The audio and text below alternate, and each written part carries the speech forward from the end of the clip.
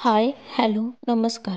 तुमचं माझ्या स्वादिष्ट रेसिपी या चॅनेलमध्ये खूप खूप मनापासून स्वागत आहे. आज आपण पाहणार आहोत कोजागिरी पौर्णिमा स्पेशल मसाला दूध. इथं मी गॅस ऑन करून त्याच्यावर पातेलं ठेवलं आहे आणि त्यात लगभग 2 ग्लास दूध ओतलं आहे.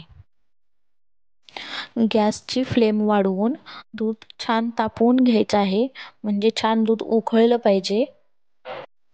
तोपर्यंत आपण दुधाचा मसाला करून घेऊया.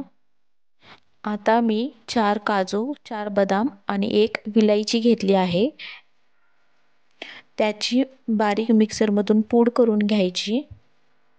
आता दूध तापल्यानंतर त्यात चिमूटभर हळद घालून दूध एकसारखं छान हलवून घ्यायचं आहे, म्हणजे दुधाला आपल्या छान रंग येईल.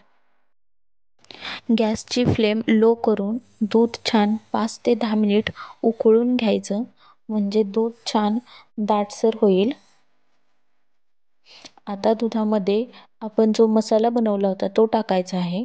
इथं मी 2 ग्लास दुधासाठी लगभग 3 चमचे हा मसाला वापरला आहे.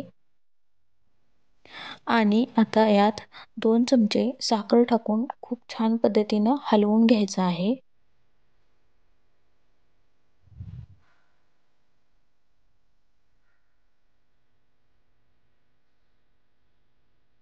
आता कोजागिरी पौर्णिमा स्पेशल मसाला दूध तयार झालेलं आहे.